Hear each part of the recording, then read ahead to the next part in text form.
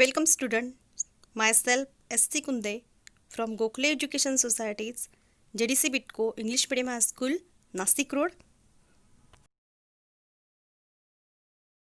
I have completed already 4 lessons. Now I am starting your new lesson number 5, acid, bases and salts. In this lesson, we are going to study Arrhenius theory of acid and bases, concentration of an acid or a base, pH of a solution, pH of an acid and base. The first page from your syllabus, that is reduce this year. Now the first topic is ionic compounds and recapitulation. The molecules of an ionic compound has two constituents, cations and anions. Cations are positively charged radical and anions are negatively charged radical. Cations are also called basic radical or anions are called acidic radical. There is a force of attraction between these ions as they are positively charged, and that is called the ionic bond. The force of attraction between one positive charge on a cation and one negative charge on an anion make one ionic bond. While studying static electricity, we have learned that there is a natural tendency of any body to change from an electrically charged state into an electrically neutral state. Why then is an electrically charged ion formed from an electrically balanced, that is neutral atom? The explanation lies in the electronic configuration of atom. Let us see once again how the sodium and chlorine atom form the Na plus and Cl minus, and as a result how the NaCl salt is formed. The outermost shell of the sodium and the chlorine atom is not a complete octet. However, outermost shell in both the Na plus and Cl minus ion is a complete octet. An electronic configuration with a complete octet indicates a stable state. See in this diagram, the sodium Na has electronic configuration 281 and the chlorine has electronic configuration 287. Sodium loses one electron and becomes Na plus, positively charged, and chlorine gains one electron and becomes Cl minus. Further, an ionic bond is formed between the positively charged Na plus and Cl minus ion, and therefore an ionic compound NaCl having very high stability is formed. Next topic is dissociation of ionic compound. At first, what do you mean by dissociation? Now, dissociation means to separate.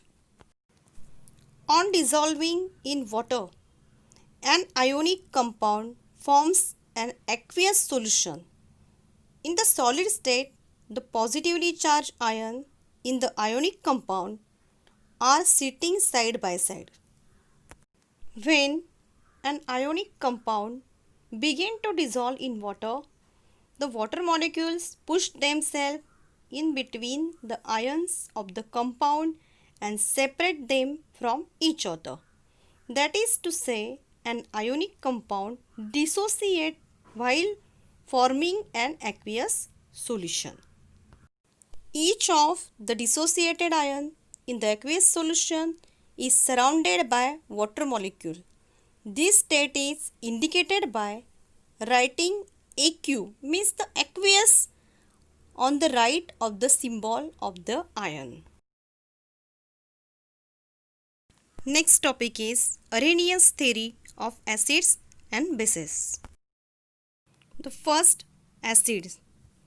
An acid is a substance which on dissolving in water gives to H plus ions as the only cation. For example, HCl, H2SO4, H2CO3. These are the acids. HCl means the hydrochloric acid. When it is dissolved in water, the H plus ion plus Cl minus ions are formed. H2SO4 is in liquid form. When it is dissolved in water, H plus ions plus HSO4 ions are formed. Base. A base is a substance which on dissolving in water gives rise to the OH minus ions as the only anion. For example, NaOH, CaOH2, these are the base. Example, NaOH is in solid form. When it is dissolved in water, Na plus aqueous plus OH minus aqueous is formed. Only remember this, when the acid is there, H plus ions forms, and when the base is there, OH minus ions are formed. Next topic is classification of acids and bases. First is strong and weak acids, bases and alkalis. Acid and bases are classified into strong and weak types on the basis of the extent to which they dissociate in their aqueous solution. Strong acid. On dissolving in water, strong acid dissociates almost completely and the resulting aqueous solution contains mainly H plus ion and the concerned acidic radicals, for example HCl, HBr, HNO3, H2SO4 are the strong acids. Weak acids. On dissolving in water, a weak acid does not dissociate completely and the resulting aqueous solution contains H plus ions and the concerned acidic radical in small proportion along with large proportion of undissociated molecules of the acid. Such an acid is called weak acid. Next is the strong base. On dissolving in water, a strong base dissociates almost completely and the resulting aqueous solution contains mainly OH minus ions and the concerned basic radicals. For example, NaOH, KOH, CaOH2, these are the strong base. Then weak base. On dissolving in water, a weak base does not dissociate completely and the resulting aqueous solution contains a small proportion of OH minus ion and the concerned basic radical along with a large proportion of undissociated molecules of the base. For example, NH4OH. And last one is alkali. The bases which are highly soluble in water are called alkali. For example, NaOH, KOH, NH3. Here NaOH and KOH are strong alkali while NH3 is weak alkali.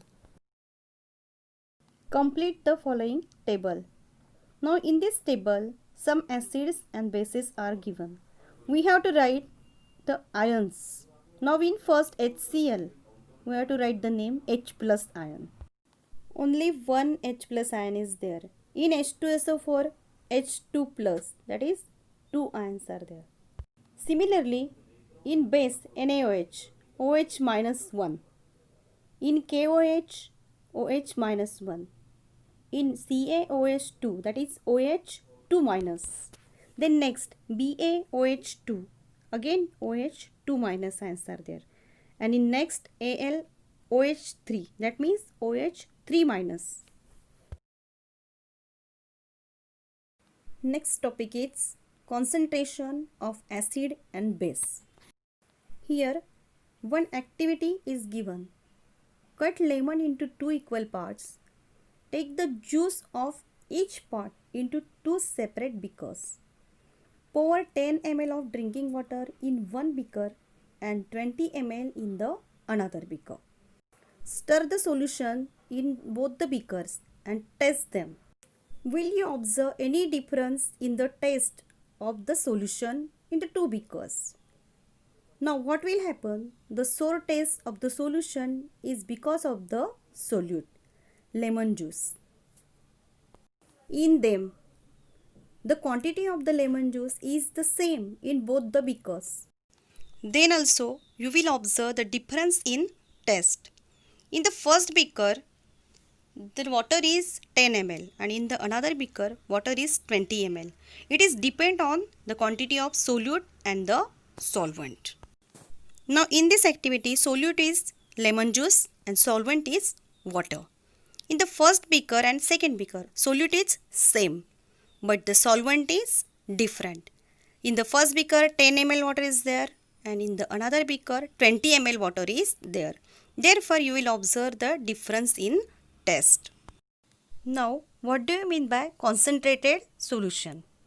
When the concentration of a solute in its solution is high, it is called concentrated solution. And dilute solution means when the concentration of the solute is low in its solution, that time that solution is called dilute solution. Several units are used to express the concentration of a solution. Two of these units are used more frequently. The first unit is the mass of solute in grams dissolved in 1 liter of the solution, that is gram liter. The second unit is the number of moles of the solute dissolved in 1 liter of the solution, and this is called the molarity of the solution. The molarity of a solute is indicated by writing its molecular formula inside a square bracket. For example, NaCl is equals to 1 means the molarity of this solution of common salt is 1 molar.